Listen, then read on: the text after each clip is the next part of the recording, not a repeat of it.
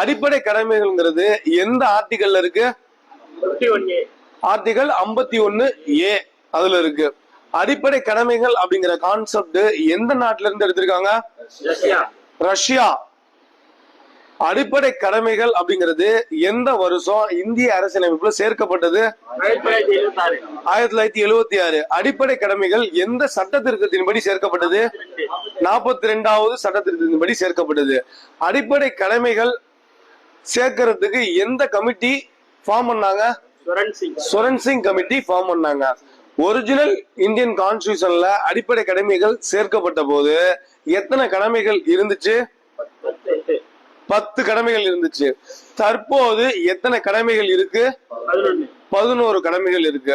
இப்ப அடிப்படை கடமைகள் என்னென்ன அப்படிங்கறத 11 கடமைகள் பாப்போமா? ஃபர்ஸ்ட் அடிப்படை கடமைகள் ஒன்னு என்னன்னா ஏன்னு நான் சொல்லி வச்சிருந்தேன். A for anthem.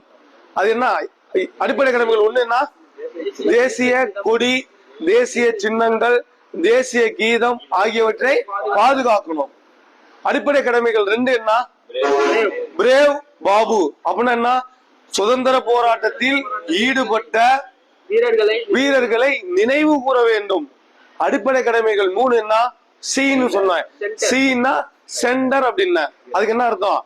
இந்தியாவுடைய இறையாண்மை, ஒற்றுமை, ஒருமைப்பாட்டை பேணி வளர்க்கணும். அடுத்து அடிப்படை கடமைகள் 4 என்னன்னு சொன்னேன்? டி அப்படின்னு என்ன அர்த்தம்? டிபெண்ட் அப்படின்னு என்ன அர்த்தம்?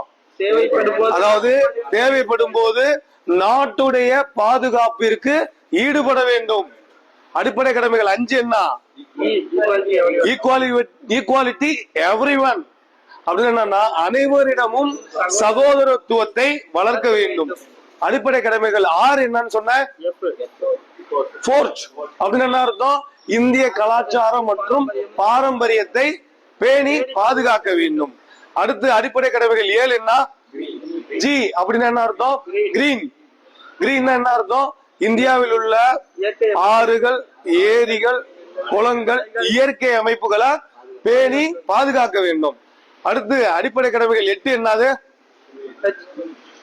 கும்னாலிட்டி. ஹெச் ஃபார் கும்னாலிட்டி. அதாவது இந்தியாவில் உள்ள அனைவரிடமும் மனித நேயம், அறிவியல் கோட்பாடு ஆகியவற்றை வளர்க்க வேண்டும். அடிப்படை கடமைகள் 9 என்ன?